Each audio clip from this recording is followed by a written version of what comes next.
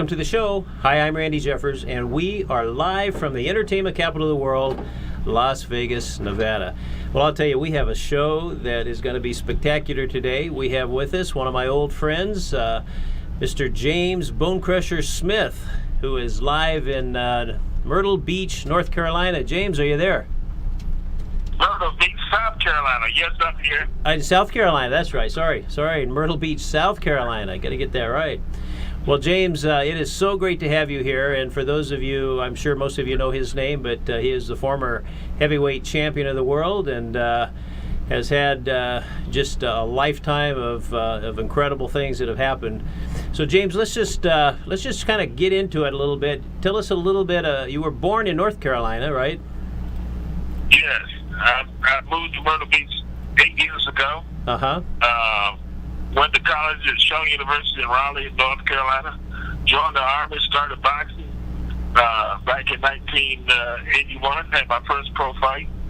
And I fought everybody from Larry Holmes to Mike Tyson.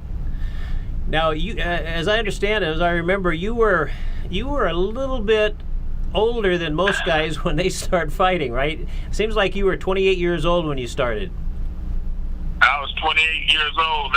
That's the age that Ray Leonard and George Foreman retired at 28. You know, they make comebacks, but they retired at 28. And I'm starting out and get knocked out my first fight on ESPN. And I had to really make a decision that boxing was for me. So I decided it was for me, and I won about 10 straight. And my first big break came in London, England, where I knocked out Frank Bruno in the 10th round. And the next fight, I was fighting Larry Holmes in Las Vegas for the heavyweight championship of the world. My goodness. Now, you fought Larry Holmes twice, right? Fought Larry twice. I was really supposed to fight him 3 times. I had knocked out Mike Weaver in the first round, and so they had promised Mike Weaver a world title fight. Don King had promised me a title fight, so I just took on my own to fly to Las Vegas. Larry Holmes was fighting Michael Spinks, and I made a deal with Larry Holmes and to fight the winner. And but Larry Holmes lost that fight. He had Larry Holmes, and Michael Spinks didn't want to fight me. So I started suing Don, and he started suing me because he wanted me to sign an exclusive contract, and he couldn't provide the fighter. So we started suing each other. He called me up one day, and he wanted to settle the lawsuit. And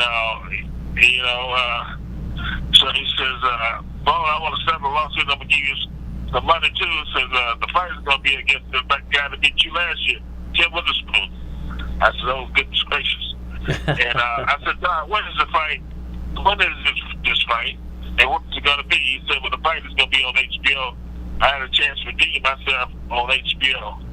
So I asked him again. I said, "Don, when is this fight and where is it going to be?" He said, "Well, the fight is going to be at Madison Square Garden, New York, and it's going to be next week." He gave me a 7-day notice to fight. I had plenty of time to train, get ready for him. He beat me for pillar to post, and I got mad, Randy, and I had to make a decision. And I'd write a book called Mad, explaining how I did it. And I knocked Witherspoon out in the first round on a 7-day notice. Wow, my goodness.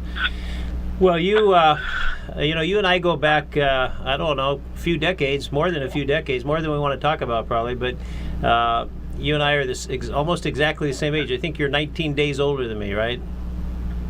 Yeah. But we've got a chance to be in a lot of places together, and I remember your baby is how old now? James, how old is your baby? Say it one more time, Randy. No, how old is your baby? 30. Your baby is 30. I remember going to a movie with you and your family when your baby was, what, 6, 7 years old, maybe, something like that? Yeah, something like that. Time does fly. My goodness. Amazing. So you have just an amazing life, and I know you also are an ordained minister, right? Yeah. And you also I know one of the things that's really near and dear to your heart are children's causes. Tell us about some of the charity things that you're involved in. I have a mentoring program called Champion for Kids, and I speak to kids and encourage them to make decisions, give them an opportunity to read my book, and I do a lot of traveling, and I'm trying to create the Boxing Legends Hall of Fame Museum in Myrtle Beach, where we get other champions to be a mentor to the kids. Wow! So the boxing Hall of Fame for South Carolina, North Carolina, or the Carolinas, or is it for the whole country? Yeah, it would be designated here, here where I live, and we get other champions to be part of it. I fought 10 world champions, so they would be the face of it. Trying to get them into Myrtle Beach on or about April 2018. You might want to plan to come to be with us. I'm coming down there, Las Vegas, probably next month, and to the big fight, Triple G and Canelo. Great. Well, that should be a good fight. I can't wait to see you when you come here. So let's have dinner together, get together. But I don't want to miss an opportunity here, because as we are speaking, we are just a few days away from a big fight that's coming up. And do you want to weigh in on that one? I think that's Mayweather and McGregor. I think McGregor has a shot early, and I think the anxiety and everything surrounding the big fight, he's probably going to get tired. And I give Mayweather a chance. I give him the odds to winning the fight late in the. He might knock the guy out because he's probably going to get tired. You know, and he's probably never been in a situation like this before. And I think it's all going to set in when he gets into the ring.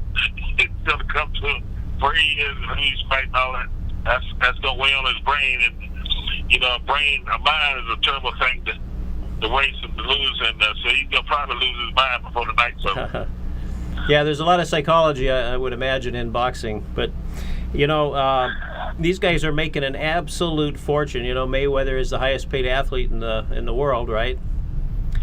And yeah, let's talk about that, because when you started, and, you know, you were there at a really interesting time when you started. What was pay like, you know, for the champions? What did the heavyweight champions get for a fight? Well, I made $230,000 when I fought Witherspoon the night I won the title. Made $1 million when I fought Tyson, and I beat Tyson. I had already had a contract signed for $6 million. $6 million 30 years ago is probably like $60 million today. Yeah. But that's still a far cry from whatever Mayweather's getting for this fight. You know, he's getting $250 million, I believe, right? Something like that. Yeah, maybe he made something like that. He made something like that with the other guy, Pacquiao, too. Pacquiao, yeah. I mean, it's just amazing what the numbers are. So, and I assume that you're probably real proud of that. I mean, it's an evolution of the sport. It's gotten. It just keeps getting better and better, and better probably for the fighters, right? Yes. What, James? What one fight sticks out the most in your mind? Which one are you most proud of? Well, I'm not the winner of the heavyweight champ of the world was exciting and promising. But a lot of people ask me, which was the toughest fight I ever had? And that is my ex-wife, Reba Smith. Well, I know Reba, and she's a wonderful lady, and I don't want to talk any more about that. But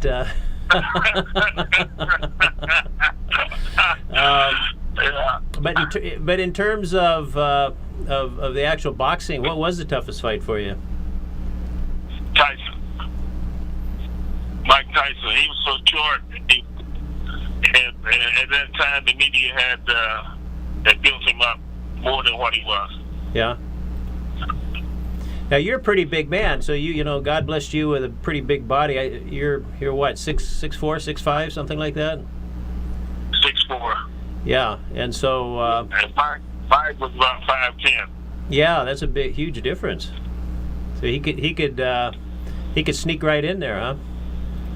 Yeah, definitely no chance. Yeah. Yeah. How about Larry Holmes? What was that like fighting him? Oh, he was tough. Larry beat a lot of people. Beat Muhammad Ali and a whole lot of people. He held the title for about 6-7 years. Yeah, that was a long time. Now, you never had a chance to fight Ali, though. No. Did you ever get close to that? No. No? No. I had a chance to spend a lot of time with him and Joe Frazier as well. Did you? I started out at Joe Frazier's gym at the club. Wow. Well, one of our mutual friends, Gene Kilroy, he's a friend of mine, and of course he was really close with Ali all his life, and I have heard some amazing stories about the quality of person that Muhammad Ali was, and what a giving guy he was. Yes. Yeah, do you have any favorite stories that you can share about any of the boxers? No, I'm in the process of reaching out to 10 world champions that I fought and trying to work it out so we will be the face of the Hall of Fame Museum in Myrtle Beach. And so it's, I'm going to have to offer them something. And I don't know exactly what I'm going to offer, but, I'm going to give them an opportunity to be part of it. If they want to do that, which is going to be a good thing for us, then we get something special down the road as we go. Yeah, absolutely. Well, I can't wait to come and visit that. When do you plan on having it open? Well, I'm going to try to get them out of here in April, and we look around together and pick out a good spot, and probably within 12 months of the next year, maybe 19. Okay, well, that's great. Well, it's a great town for it. A lot of tourists there, for sure. So, James, let me ask you a question. I don't know if anyone has ever asked you this, but what's the feeling like? What goes on inside of a guy like you when you win a fight, or let's say when you win the world championship? That's got to be like one of the most incredible feelings that a person could ever have. Walk us through what that feels like. Oh man, a lot of hard work go into it, and sometimes a court battle goes into it. I mean, sacrifice and all kinds of things, and it's a great feeling, especially a guy that I knocked out. I was a 2-time heavyweight champion of the world. I mean, and he had beat me the year before. And so, it was, and to win it, I did it on the 7-day notice, the first round knockout. That was incredible. It's hard to explain that feeling. Yeah, it probably takes a while for it to even sink in, I would imagine, huh? Yeah, everything comes to get you. Everybody want a little piece of the champ, Yeah.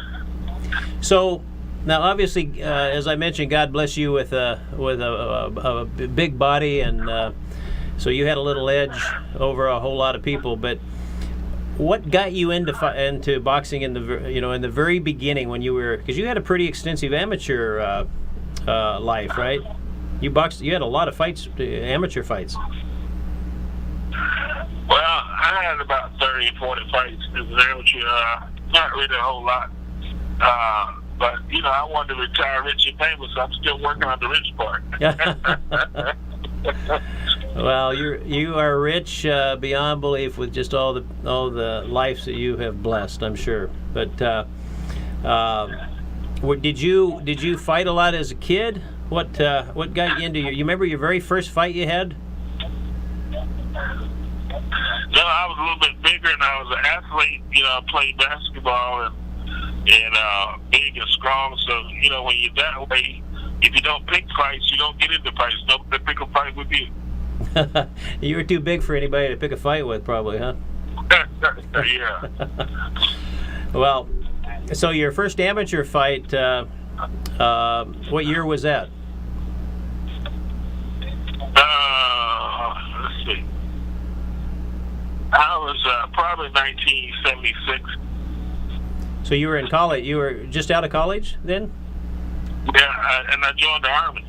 Oh, you did. After that, so, yeah, I was in the Army. I see. So you started in the Army. Yeah.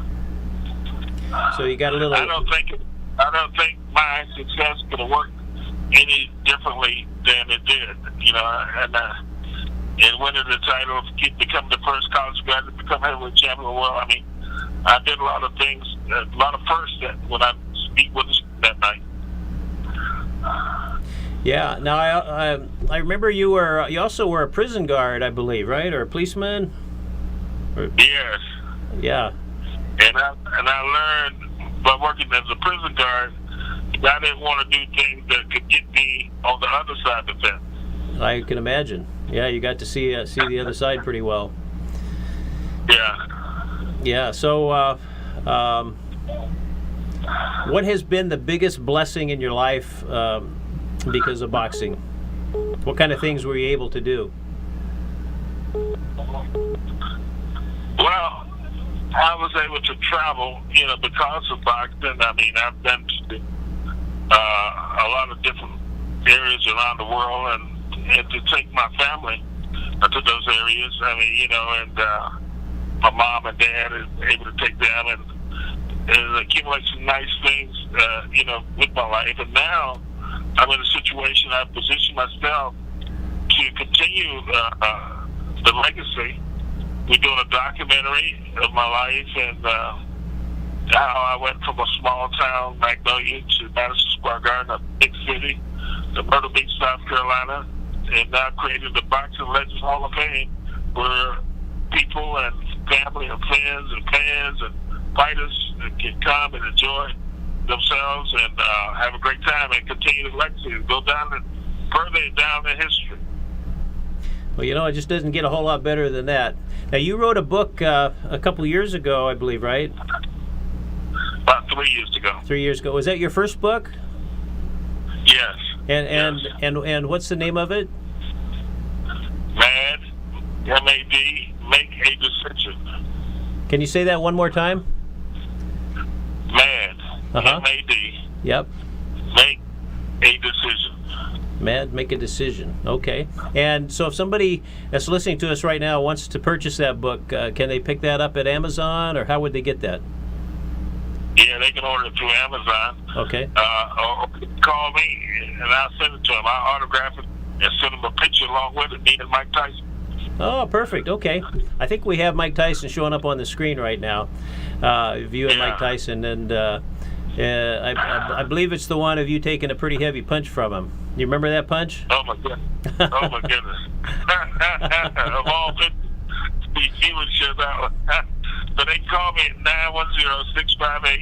910-658-3408. Text me, 910-658-3408. Okay, let's do that one more time and make sure that people can get that a little bit slower. Go ahead, one more time. 910 okay. 658 3408. 3408. Okay, great. And let me just explain that you're coming in over the audio only. We had a little technical difficulty on the video part since you're so far away, but I think everybody can hear you pretty good. It's probably easier for people listening to hear you than it is a little bit tough for me right now. But man, it's so great to hear your voice. Just to hear your voice, you know, you have inspired. I've watched you inspire people. You have been just an amazing inspiration, amazing blessing to a lot of people, and you know, you just have had just an amazing life. What? Thank you very much, Randy, and it's been great meeting you and spending time with you. And if I come to Las Vegas next month, I will definitely give you a call. Well, we're going to definitely hook up for sure, and you know, we need a boxing Hall of Fame here in Las Vegas. Maybe we can put something together here. Yeah. There's a lot of boxers that they retire here, so there's quite a few of them that are here. We just lost one of the great ones, Kenny Norton, this last year. And did you get a chance to know him? Yes, I would see him at the. You know, they have a Hall of Fame up in New York, and I would see him up there and spend some time. I spent time with a lot of the guys, and I think a lot of them would want to come here as well. Yeah, I would imagine. Who do you admire the most out of all the people that you know of in the boxing world? Who do you admire the most? Well, you know, I like Muhammad Ali. I spent a lot of time with Ali, and he used to come to North Carolina, and they would call me, his group would call me, and we would get together, and he's been to several of my fights, and I know his family and his son, and he was a great guy. Yeah, everything I know about him, he was just an amazing guy, and you know, I've heard just some from insiders that knew him well, just some amazing stories of things that he's done for people. But he sort of lived his life in a different way than the public way. You know, his private life was one of giving a lot, and you know, a lot of people just saw the public side of him, where he, you know, and they, you know, when he would talk about being the greatest and brag a little and did all that. But there was a whole other side to him, wasn't there? Yeah, that stuff was showman. He was a showman. Yeah, well, he certainly brought the troops out. They all came out to see him. That's for sure. Yeah. He kind of turned the whole industry around, didn't he? Yeah. So James, when you were a little boy, who did you follow boxers at all back then? No, I got a late start. I really didn't. I followed him, you know, as I got older. Yeah. But I really didn't get into it that much. He was how much older was he than you? Or I think he was about 10 years older. Yeah, but he started really young, didn't he? Yeah. He's 18. Yeah, as a matter of fact, you know, I have when you come here, I'll show you. I have a big picture of him when he was 12, and in a boxing stance, which is pretty interesting. He looked pretty darn tough as a 12-year-old. Yeah, he won the Olympics. I think he was about 17, 18. Yeah. Now, were you in the Olympics at all? No. Okay. Well, what question have you never been asked that, if you were me, that you would ask yourself? I don't know. I don't know. What do you remember about Bone Crusher Smith? What's the most exciting thing you remember about James Bone Crusher Smith when you met him? Hey, there we go. So let me ask that then. What's the most exciting thing you remember about James Bone Crusher Smith? No, that question was for you. Oh, well, you know, let me just preface it this way. Let me ask you a question. Now, out of boxing, which you made an absolute fortune, and you know, to make $1 million for, and it's not just a few minutes in a fight, because there's all the preparation. But besides boxing, you know, who did you make the most money in the rest of your life? Who did you make the most money with? I think I made it with Randy Jeffers, with Delica. Well, you know, you and I had a nice run back in the 90s, and we got to travel around, and you were on the President's Council, and you had a chance to, I remember some really large events, and you were up there motivating the troops and you know, blessing a lot of people. And you know, that's what I remember about you. You know, you didn't put on airs. You were just even though you had all this incredible success, you're approachable. People could come up and talk to you and learn from you, and just the wisdom that you imparted in those trainings. You remember all those training things that you did, just filled with a lot of wisdom. And I guess let me just ask you this, because boxing has its own life lessons, I would, that really are different than what a lot of people learn. And if you could just pick out one life lesson that most people should know that you learned from boxing, what would that be? Well, I would say not only in boxing, but just the normal way of life is to focus and concentrate on something you have a passion for. And it could be anything. It doesn't necessarily have to be boxing, but it could be anything.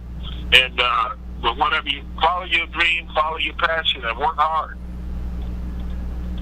And don't stop. Yeah, I mean it's really about working hard. And a lot of people aren't willing to do that, are they?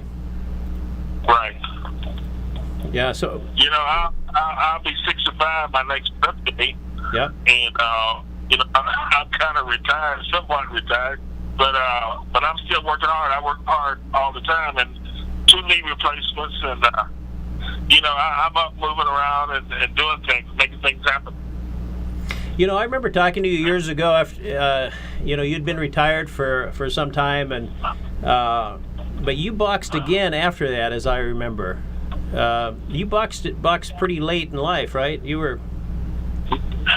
Didn't you do some things that at an age that most people would not even want to think about doing? Right. Right. How old were you on your last fight? I can't remember it. I'm so old I can't remember. I lost my memory. Yeah. Well, it was an amazing run. You've had just an amazing life. But let's talk a little bit about. I know you have just a wonderful family, and probably boxing has allowed for your family to have changed in some incredibly positive ways that might not have happened had you not been in boxing. Tell us about some of that.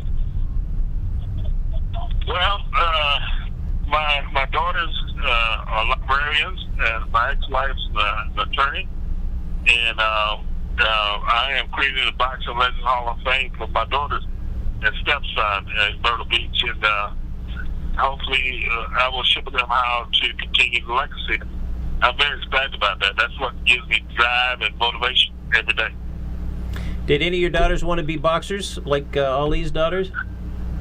They thought they did, but one of the things that's going to happen to me Saturday, Randy, and I want the world to know that I'm going to be recognized as a living legend from a historical black college, and along with Earl the Pearl Monroe and some of the other local athletes and people that have gone on and done some pretty amazing things, and I'm very excited about that. And then we're going to watch the big fight. We're going to be there in Winston-Salem, North Carolina, and going back to Fayetteville, and we're going to watch the fight in Fayetteville, North Carolina, where I train and prepare for a lot of fights. Wow, my goodness. What does that feel like to be a living legend? Well, I thought I was a living legend anyway, but now I'm going to. Well, some of us are just legends in our own mind, but you're the real thing. It's amazing. I was telling a couple people today that you were going to be on my show, and I think everybody in the world knows your name. I mean, it's and many people they could just name the fights. It's just it's really interesting, isn't it, that you have that you've had that effect on people where they know the fights you were in, they know the rounds, and when you knock somebody out, they really followed it closely. Yeah, and I really want to kind of give a tribute and a shout out to myself. A lot of the guys over their careers and over their lives, they find a way to get in trouble. And one of the things that I didn't do, and thanks to my mom and my dad for really training me and training us as we were kids, and we learned how to respect people, to learn how to talk to people, and learn how to do right and not really get in trouble. And I'm very grateful of that, Oh, absolutely. What do you think about what all is going on in society? It's a lot of things has changed in the last 10 years or so. It's amazing, isn't it, to watch what's going on? Yeah. And you live kind of in that part of the country where a lot of that is happening, I think, more so than out here. Yeah, that's right. Yeah. I think respect is a big word, and you love your neighbor as yourself. And those are things that our parents taught us, and I think one of the problems is a lot of kids are trying to grow up without one of their parents, and that's a problem. That's a big problem, yeah. Now, James, I mentioned that you were an ordained minister, and what kind of things have you done in that area of your life? Well, recently I preached a funeral. One of my trainers had passed, and I did the eulogy for them, and I've done that a couple of times. I've done some marriages, and I preached, normal sermons. I don't do a lot of that for those special occasions. I can't do that. I'm into the Word a lot, and because I want to go to heaven one of them. Absolutely. Well, there's people that watch us from all over the country, and actually from all over the world. And for those young people that are listening to your voice right now, that not everybody is in a situation where they really want to be. There's a lot of bad things that happen to people, certainly. And what advice do you have for those kids that just might not be in a position where everything is good is coming their way right now?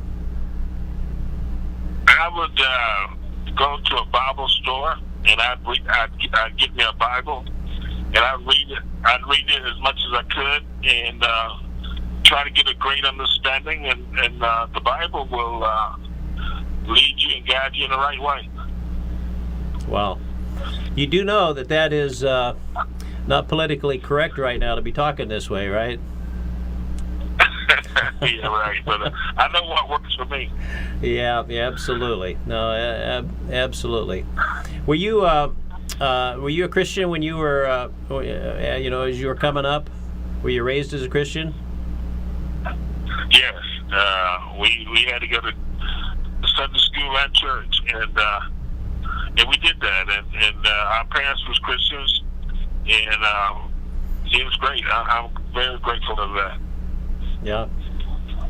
So what was it like as a Christian when you faced some guy like Mike Tyson and you just knew you wanted to kill him? Well, I knew he had hell in him, so I tried to beat the hell out of him. Now that's a pretty good answer. You like that? Yeah. Have you kept up with Mike Tyson at all? Not really. We were together. All the living heavyweight champions were together about 3 years ago in Fort Lauderdale. Everybody was there except Muhammad Ali, Buster Douglas, and George Foreman. All the living heavyweight champions was in one place at one time. Wow. Wow, that's great. We had a blast. Yeah, well, maybe you get a chance to see, Mike lives out here in Las Vegas, so maybe you get a chance to see him when you're out here. Yeah. Well, we just have a few more minutes left, so let me just ask you about the future. What besides the Boxing Hall of Fame, what else is going on in James Bonecrusher Smith's life? Well, I'm doing some cryptocurrency. I make some investments in currency, and recently I've been involved. Last couple of years I've been involved with cryptocurrency. In the bitcoins? Is that what we're talking about, Bitcoin? Well, we do a one coin. There's about 600 different cryptocurrencies out there, and Bitcoin is probably the biggest one. Uh-huh. And I definitely need some of that, but I don't know if now is the right time to buy some of that Bitcoin. It was as low as 10 cents a coin. Yeah. Yeah, Bitcoin is what? It's up over. It's up over 4 right now, right? I believe. Right now. It ain't going up to 4. I think it's down close to 3,000 a coin now. They're saying it's going to 10,000 a coin, so now still might not be a bad time to get some of it. So now, James, are you involved in OneCoin? Yes. Okay, so that is a company that has a home-based business attached to it, right? Yes. So if someone out there is listening to us and they want to maybe make a little extra money or learn about a home-based business, can they call you and get involved with you? Yes, 910-658-3408. That's my cell phone. Okay, they can call you and talk to you directly. Yes, sir. Okay, you can't do that with just everybody. That's pretty good. That's pretty good for a celebrity to give his stuff on out. That could go worldwide, isn't it? Absolutely, it's very good. So now OneCoin, tell us about OneCoin. I know that the biggest earners in network marketing are in OneCoin. They have far surpassed any other company. And I know if you go and look at the top 200 earners in network marketing, there's a whole bunch of OneCoin's earners on there. What are some of the incomes that some of these guys are making? Man. They're big numbers, aren't they? Yeah, they're big numbers. Yeah, they're big numbers. Well, for those that are interested, get a hold of James. And once again, James, that phone number is 910-658-3408. 3408. Okay. And is it pretty easy to get started? Do you have to have a lot of money to get started? No, I think it's free, and you can just buy your package. Okay. But the package is only like $150, something like that. So you can get started and have your own business and actually build yourself a team and make some money, huh? That's right. Okay. Well, that's fabulous. Any other things that you're doing? What kind of family thing? Let me ask you this. What's James Bonecrusher Smith going to be doing in about 5 years? Spending some part-time at the Hall of Fame and being a mentor to my daughters and being there for them and taking them fishing. There we go. You got good fishing up there where you are. Do you have any, you got to start a senior citizen boxing group and get some of you guys out there and do a couple rounds. Not me.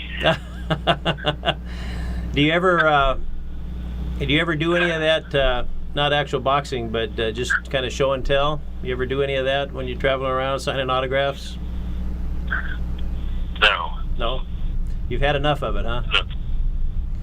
Had enough of that. Yeah. Well, I'm assuming that you do a lot of autographs and probably some of the sports memorabilia stores and some of the traveling that you do. Is that right? Yeah, slammer books. Yeah. That's what. Matter of fact, if I come, that's the big reason I'm coming is a lot of the guys are getting together and they're doing book signings. They're doing autograph signings. Yeah, they got a book. They signed that too. But before the fight, there, Canelo and Triple G. Yeah. So if somebody's here in Las Vegas and they want to see you while you're here, the first thing to do is order your book. They can get that from. Are you going to have some books available here, or are you going to? Or should they order it ahead of time? I'm going to bring some books with me and probably have them shipped there as well. Okay.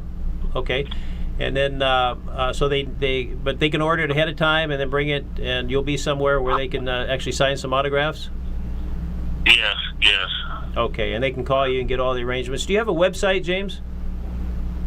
Yeah, championforkids.org. Championforkids.org. And this is your organization that devoted to children and children's causes, right? Yeah, it's my nonprofit 501c3. Uh-huh. And And what if you could pick one thing that this organization has done that you're most proud of? What would that be? Just mentoring kids, inspiring them, encouraging them to make good decisions, and be respectful. you think kids have changed? You think kids are different now than they were back when you were growing up? Yes, and the reason being is one parent families, a lot of one parent families, and I don't think the mother is hard enough or don't give the proper discipline that the father gives. A mother teaches different than a woman teaches different than a man. So a mother can give a certain amount of love, and but sometimes, especially boy, needs that fatherly tough love. They certainly do sometimes, especially when it comes from somebody big like you. Sometimes they just need to be scared a little bit, right? Have a healthy fear.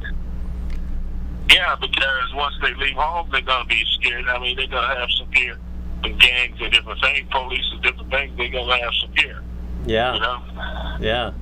Well, I don't know if I told you, but I have an 8-year-old. Not bad for an old guy like me, huh? Wow, that's pretty awesome, man. Yeah, I got an 8-year-old and a 16-year-old, so they're going to be excited to come out and see you when you get here. So, can't wait to see you, and we'll look forward to that. But in the meantime, I want to encourage everybody to go get James's book. And once again, James, the name of the book is? MAD, M-A-D, Make a Decision. Okay, and roughly what is the cost of the book?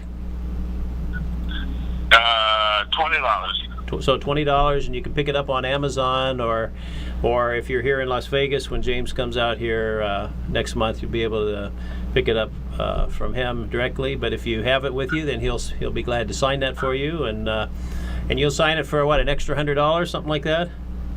No, I won't charge that. No.